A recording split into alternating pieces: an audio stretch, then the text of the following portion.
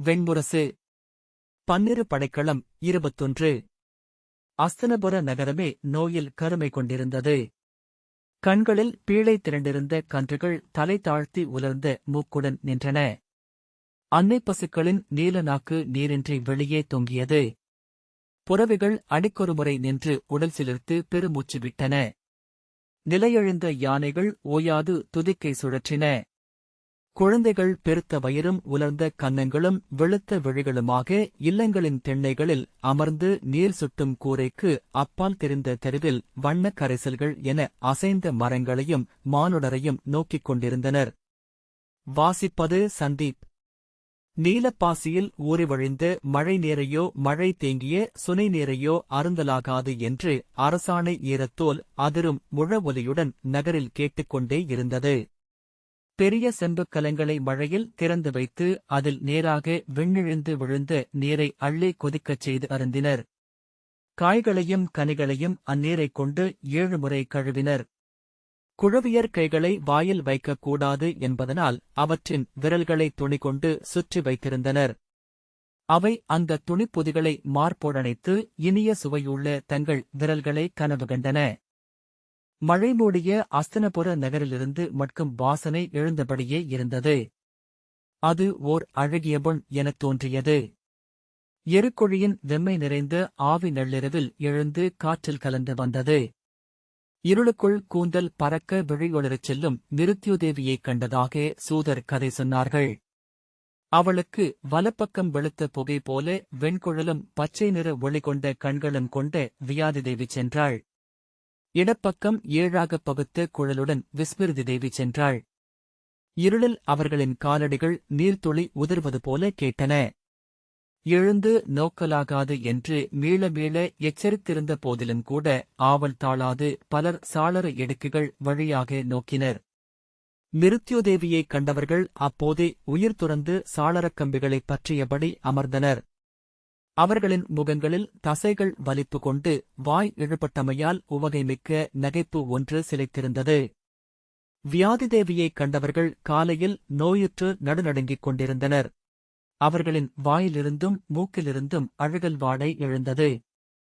சொற்களில் வலி நிறைந்திருந்தது. தளர்ந்து சுருண்டு படுத்து அவர்கள் கனவுகளில் மூழ்கினர். அக்கனவுகளில் அவர்களின் வாய்க்குள் கரிய சிறுபூச்சிகள் நுழைந்தன. அவை உடல்பையை நிறைத்து விம்மி பெருகி அனைத்து துளைகள் வழியாகவும் வெளியேறின. அவை உள்ளே உள்ளே எனச் சென்று அங்கே சிறிய செஞ்சுமிழில் வாழ்ந்த பொன்னிறச்சிறகுள்ள சிறிய பூச்சியைக் கண்டு கொண்டன. அச்சுமுழை உடைத்து அதை வெளியே எடுத்தன. பொற்சிறைப் பூச்சி ரீங்கரித்தபடி தன்னைத்தானே சுற்றிக் கொண்டது. அதன் உடல் கனலாகியது. ஒளிப்புள்ளியாகியது. எரிந்தபடி எழுந்து அது அவர்களின் உடலுக்குள் வெளியேறும் வழிதேடித் தவித்தது. அருகே திறந்த வாயிலினூடாக அது வெளியே சென்றபோது உடன் நின்று பதைத்து அவர்களின் சித்தமும் அதைத் தொடர்ந்தது.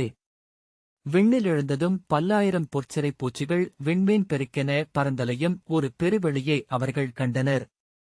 விஸ்மிருதி தேவியைக் கண்டவர்கள் காலையில் அனைத்து நினைவுகளும் அழிக்கப்பட்டவர்களாக எஞ்சினர். உற்றாரையும் உறைவிடத்தையும் அவர்கள் நினைவில் கொள்ளவில்லை. உண்பதையும் உடுப்பதையும் அறியவில்லை. அவர்களை சில நாள் பிறர் ஊட்டி உடுப்பித்து படுக்கச் செய்தனர். பின்னர் ஆர்வமிழந்து அவர்களை அவ்வாறே விட்டுவிட்டனர்.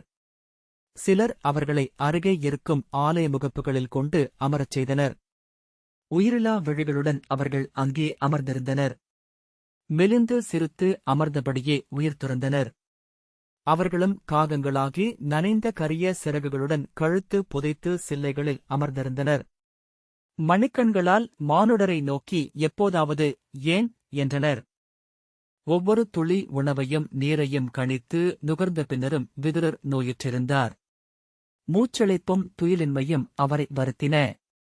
இருண்ட கனவுகளில் அவர் மீண்டும் மீண்டும் சத்தியவதியைத்தான் பார்த்துக் கொண்டிருந்தார். அவள் ஒரு மரம் போல மழை பொழியும் காட்டில் அசையாமல் நின்று கொண்டிருந்தாள். அவளருகே 2 தனிமரங்களாக அம்பிகையும் அம்பாலிகையும் நின்றனர். அன்னையே, தாங்கள் நிறைவுறவில்லையா என்று அவர் கேட்டார். அவரது குரல் மழைத்திரைக்கு இப்பால் ஒலித்தது. நெடுந்தொலைவிலென அவர்கள் நீர் உதிர்த்து நின்றிருந்தனர். மழையோசைக்குள் சிறகுகளின் ஓசை. தன் நச்சுமூச்சை தானே அறைக்குள் உணர்ந்தபடி விழித்தெழுந்து வியர்த்துப் பூத்து மூச்சு வாங்க மஞ்சத்தில் படுத்திருப்பார். காந்தாரமைந்தர் சகுனியும் நோயுற்றிருந்தார். அவரது காலின் புண் வீங்கி சிவந்து மேலும் விரிந்தது. அதை அசைப்பதே உயிர்வலியளித்தது. ஆனால் அதைப் பற்றிய எண்ணமே அதனுள் அசைவாக ஆகி சாட்டையென வலியை சொடுக்கியது. மூச்சுக்கள் வலியாக அரைந்தன. காலையில் எழுந்து மெல்ல காலை அசைத்து சென்றமர்ந்து பகடைக்களத்தை விரித்து காய்களைப் பரப்பி அதை வெறுமனே நோக்கிக் கொண்டிருந்தார். காய்கள் அவர் கைப்படக் காத்திருந்தன. அவை அவருடன் உரையாடின. இதோ, இதுதான் நீ செய்ய வேண்டியது என்றது அரசன். ஏனென்றால் நீ செய்ய வேண்டியதை முன்னரே வகுத்துவிட்டிருக்கிறது இக்களம். அவர் அதை நோக்கி பழுத்த விழிகளை நாட்டியிருந்தார். களமென ஒன்றைத் தேர்ந்தபோதே நீ அதன் நெறிகளையும் ஏற்றுக்கொண்டு விட்டாய். ஆடுவதற்குரிய வழிகளும் எல்லை கொண்டு விட்டன. செல்நெறி சிலவே. உன் உளம் செல்லும் நெறி அதனுடன் இயைய வேண்டும். அது ஒன்றே. அரசி சிரித்தபடி அருகணைந்து, நீருக்கும் நெருப்புக்கும் நெறிகள் அவற்றின் இருப்பிலேயே அமைந்துள்ளன என்றாள். ஆனால் கணிகர் ஒவ்வொரு நாளும் நோய் நீங்கி நலம் பெற்றார். அவருடைய வலி முழுதும் மறைந்தது. இரவில் தன்னை முற்றிலும் மறந்து துயின்று நீர்த்துளிகள் கதிரொளி கொண்ட பின்காலையில் விழித்தெழுந்தார். நினைவுக்கு அப்பாலிருந்த இளமையில்தான் துன்பம் தராத காலையொளியை அவர் கண்டிருந்தார். மூச்சு இழுத்துவிட்டபோது இனிய குளிர்காற்று சென்று உள்ளறைகள் அனைத்தையும் நிரப்பி மீள்வதை உணர்ந்தார். தசைகளில் புதுக்குருதி ஓடியது. எண்ணங்கள் ஒவ்வொன்றும் தளிர்போலிருந்தன. முதல் முறையாக அவர் முகத்தில் அவரறியாமலேயே புன்னகை தங்கியிருந்தது. ஆடியில் தன் முகத்தை நோக்கி அவர் திகைத்தார்.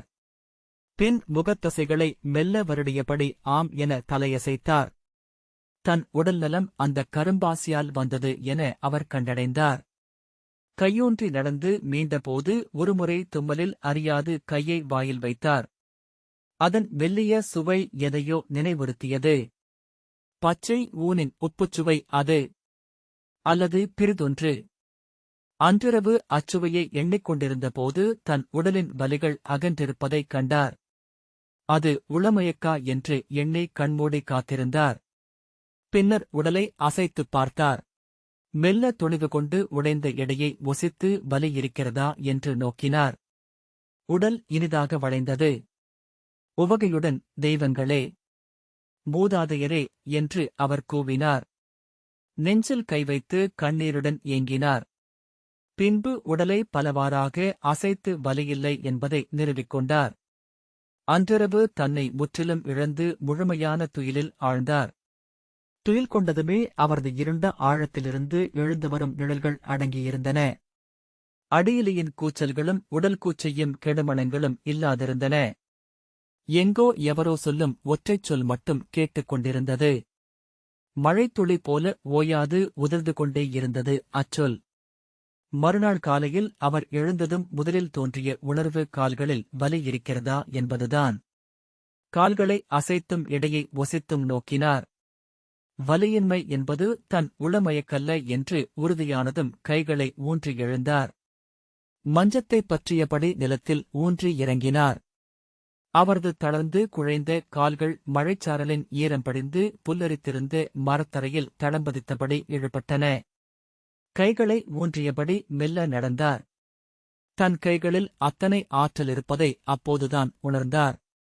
முழு உடலையும் தூக்கியபடி பிறர் நடக்கும் விரைவில் கைகளால் சென்றார். அவரை இடைநாழியில் கண்ட ஏவலன் திகைத்து பின்னகர்ந்தான். பற்களைக் காட்டி மெல்ல நகைத்து, நீராட்டரை அமைந்துவிட்டதா என்றார்.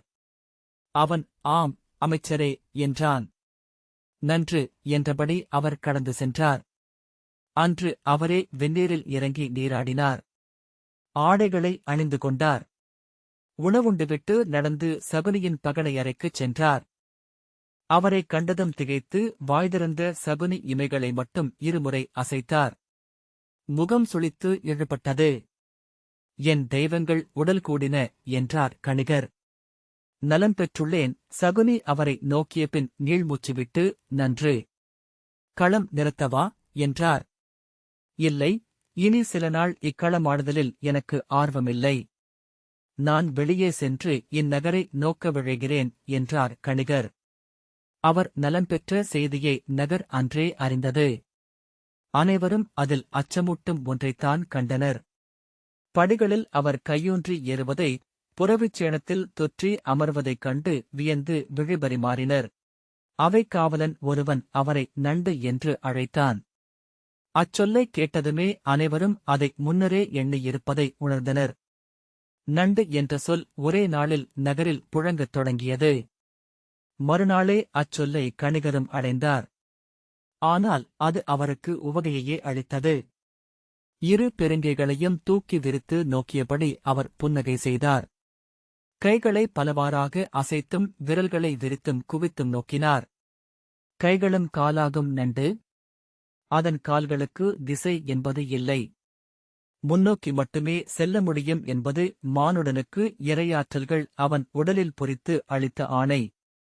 கால்களிலிருந்தே விழிகள் திசை கொள்கின்றன. உடல் முன்பின் என்றாகிறது. சித்தம் காலத்தையும் தொலைவையும் பகுத்துக் கொள்கிறது. அதன்பின் ஓயாத ஊசலாக உள்ளம். நண்டு தன்னை மையமெனக் கொண்டு புடவியை ஒரு சுருளென தன்மேல் சுற்றிக் கொண்டிருக்கிறது. கணிகர் வாய்க்குள் நண்டு நண்டு என சொல்லிக் கொண்டார். நண்டென தன்னை எண்ணி இரு பெருங்கைகளையும் தூக்கி அசைத்தார். அருவாக அங்கிருந்த எதிரி ஒருவன் அக்கைகளில் சிக்க அவனை அழுத்தி நெரித்தார். அவன் அவர் பிடிக்குள் துடித்து மெல்ல உயிரடங்கினான். அவர் உடல் விதிர்த்தது. இனியவம்மை ஒன்று அவருள் நிறைந்து கண்களை கசியச் செய்தது.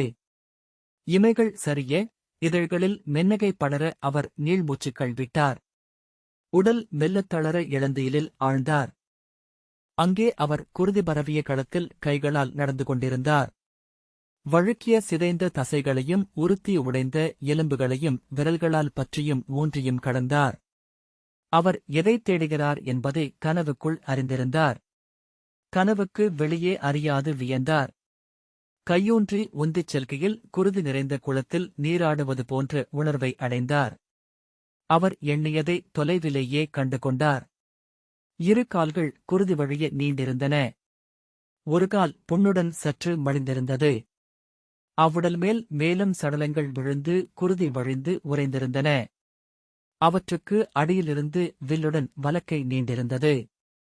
மறுகை நெஞ்சைத் துளைத்து நின்றிருந்த அம்பை பற்றியிருந்தது. அவர் அருகே நெருங்கி அதன் மேல் கிடந்த சடலங்களை புரட்டினார். அறுபட்ட தலை அப்பால் உருண்டு கிடந்தது. பீதர் நாட்டு வெண்ணிற கலம் போன்ற முகம். புடைத்த பெரிய மூக்கு. இமைகள் திறந்திருக்க பச்சை கூழாங்கற்கள் போல விழிகள் தெரிந்தன. அருகே நின்றவனின் குருதி படிந்த கால்களை அப்போதுதான் அவர் கண்டார். நிமிர்ந்து அவனை நோக்கி புன்னகை செய்தார். அவன் கசப்புடன் கையில் வில்லும் அம்பும் ஏந்தி நின்றிருந்தான். வெண்ணிறமானவன். தலைப்பாகை விழுந்திருக்க தோளில் சுருள்குழல்கள் சரிந்திருந்தன. அவரிடம் அவர் என்ன மீன் என்றார். அவன் சொல்ல விழையாதவன் போல ஒரு கணம் தயங்கிப் பின் கடகம் என்றான். அப்படியென்றால் தோள் அல்லவா என்றார். ஆம், தோள் வழியாகவே என்றான் அவன். அவர் ஐயத்துடன் குனிந்து அந்த வலக்கையைப் பற்றி இழுத்தார். அது முன்னரே துண்டாகி குருதி உறைந்த நிலக்குழுடன் இழுபட்டு வந்தது. நன்று என்று அவர் சொன்னார். அவன் அவரை நோக்கி நின்றபின் திரும்பி நடந்தான். தொலைவில் விண்மூட எரி எழுந்து கொண்டிருந்தது. போர்முரசு பொழுதடைவதை சுட்டி முழங்கியது. எரிபகைக்கு அப்பால் அணைகதிர் கனன்றது. அவர் விழித்துக் கொண்டபோது உடலெங்கும் இருந்து இனிய உவகையை உணர்ந்தார். இதழ்கள் புன்னகைத்தன. அவர் அருகே வந்தணைந்து வணங்கிய ஏவலன் அஸ்தினபுரியின் அமைச்சர் விதுரர் அவரையும் காந்தாரரையும் காணும் பொருட்டு வந்திருப்பதாக அறிவித்தான். அவர் நன்று என்றபடி தன் கைகளை ஊன்றி கால்களை மேலே தூக்கி இறங்கினார். உரைப்பதற்கு 4 கருக்களுடன் விதுரர் வந்திருந்தார். நாற்களம் விரிக்கப்பட்டதுமே முகமன்களில்லாது கருக்களைப் பரப்பி முதற்கருவை நீக்கி முன்னால் வைத்தார். காந்தாரரே, இன்று அஸ்தினபுரியின் அரசர் நோயுற்றிருக்கிறார். அவர் வாழும் உலகத்திற்குள் நம் சொற்கள் செல்வதில்லை. அவர் பொருட்டு நாமே முடிவெடுக்க வேண்டியிருக்கிறது. அவர் தன் முழுச்சொல்லை அளிக்காமல் அஸ்தினபுரியை பெரும்போர் ஒன்றில் ஆழ்த்துவதற்கு நமக்கு உரிமையில்லை. புன்னகையுடன் அதை கணிகர் எதிர்கொண்டார். ஆம், ஆனால் ஒருவேளை அவருடைய அகம் விழைவதும் இப்போராக இருக்கலாம். இப்போர் மூலம் அவர் மீண்டு எழக்கூடும். சகுனி திரும்பி நோக்கினார். கணிகர், அவர் உள்ளத்தில் நிறைந்துள்ள வஞ்சமே அவரது நோய். ஒரு போரில் அது குருதியும் சலமுமென பெருகி வெளியே விழுந்தால் அவர் விடுதலை கொள்வார். அது அவரது குருதியாகக் கூட இருக்கலாம். அதுவும் நன்றே என்றார். நுணுக்கமாகச் சொல்லாய்ந்து சுவடு வைத்து பின்னிட்டு வைத்து விதுரர் மீண்டும் வந்து அடுத்த கருவை நீக்கி முன்னால் வைத்தார். அஸ்தனபுரியின் படைகள் இன்று ஒரு போருக்கு சித்தமானவையாக இல்லை. நோய் அவர்களை சீர்குலைத்துள்ளது. புன்னகையுடன் அதை கணிகர் தன் கருவால் வெட்டினார். ஆம், ஆனால் அவர்கள் மீண்டெழுவதற்கும் போரே வழிவகுக்கலாம். விதுரரே, நோயில் இறப்பவர் என்றும் முதியவர்களே.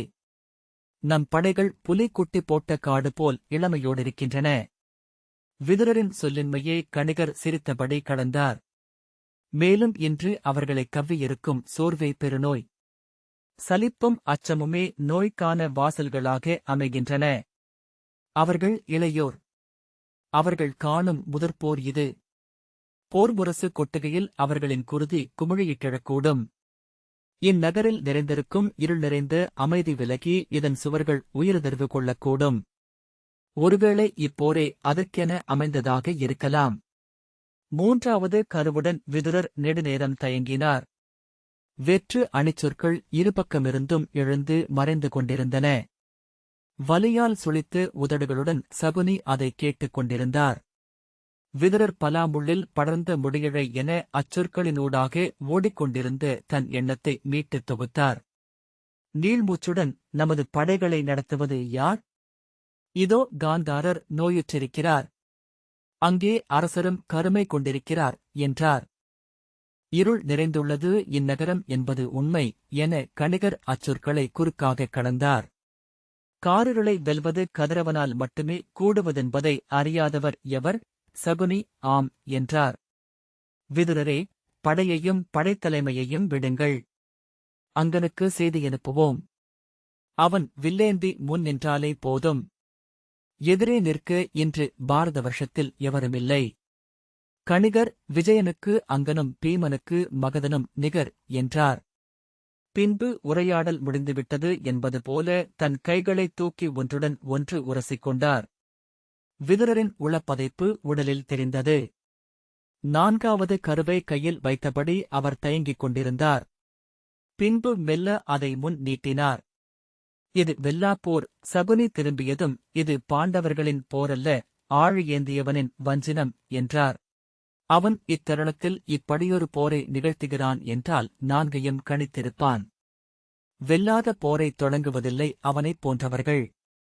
உண்மை, ஆனால் அதுவே நம் நல்வாய்ப்பு. இப்போரில் வென்றால் பாண்டவர்களை கடப்போம். அன்றெனினும் நாம் இழப்பதொன்றில்லை. அது அங்கனுக்கே இழிவு. ஜராசந்தனுக்கு மட்டுமே அழிவு. அஸ்தனபுரிக்கோ நட்பரசனுக்காக அது களம் சென்றது என்னும் புகழே என்றும் என்றார் கணிகர். இன்று வரை அஸ்தனபுரி அதைச் செய்ததில்லை. அது பிற மன்னர்களுக்கொரு செய்தி. இப்போருடன் மகதம் அழியப் பெறுமென்றால் அதுவும் நன்றே. இந்திரபிரஸ்தத்தின் எதிரிகளனைவரும் நம்மை மையமாக்கி திரள்வார்கள். அது ஒரு தொடக்கமென்றாகும். அனைத்துச் சொற்களையும் இழந்து விதுரர் நீள்மூச்சு விட்டு உடல் தளர்ந்தார். விதுரரே, நாம் மகதத்துடன் இணைந்து களம்பகவிருக்கிறோம் என்று பாண்டவர் அறிந்தாலே இப்போர் நிகழாது. உமித்தி என பகை நீரே நின்றிருக்கும். அதுதான் நாம் விழைவதும். நாம் 1000 படம் விரித்து எழுவது வரை இங்கு போர் நிகழக்கூடாது. நமது ஆற்றல் பெருகுவதற்குரிய பகைமை அதுவரை நீடிக்கவும் வேண்டும் என்றார் கணிகர். சகுனி மெல்ல அசைந்து கணிகர் சொல்வதையே நானும் சொல்ல விழைகிறேன் விதுரரே. மகதத்தின் தூது வரட்டும். அங்கனையும் அவை அணையச் செய்வோம். மகதத்தின் அரசனுடன் அஸ்தனபுரி தோளிற்கும் என்று அறிவிப்போம். அங்கனை நாற்படைத் தலைவனாக கங்கணம் கொள்ளச் செய்வோம். அச்செய்தி இந்திரபிரஸ்தத்திற்கு செல்லட்டும் என்றார். அவர்களும் நம் முடிவுக்காக காத்திருப்பார்கள். விதுரர் தரையை நோக்கியபடி காந்தாரரும் அவ்வண்ணம் சொன்னால் அதையே ஏற்றாக வேண்டும். நான் போர் சூழ்தலை நான் அறியேன். என் கணிப்புகள் அதில் எப்போதுமே பிழை என்றாவதையும் கண்டிருக்கிறேன் என்றார். சால்வையை எடுத்துப் போட்டுக்கொண்டு எழப்போகும் அசைவைக் காட்டியபடி, ஆனால் நான் இங்கு வந்தபோது முன்பு விருகததர் காந்தாரத்திற்கு அனுப்பிய அந்த குதிரைச்சவுக்கைத்தான் எண்ணிக்கொண்டிருந்தேன். அது இன்னமும் கூட அங்கே அரண்மனையில் வைக்கப்பட்டிருக்கிறது என்றே நான் அறிந்திருந்தேன் என்றார். சகுனி வலியுடன் முகம் இழுபட கண்களை மூடிக்கொண்டார். வெஞ்சுண் நெற்றியில் நீல நரம்புகள் எழுந்தன. வெளிரிய உதடுகள் குருதி கொண்டன. தாடை இறுகி அசைந்தது. என அவர் முனகினார்.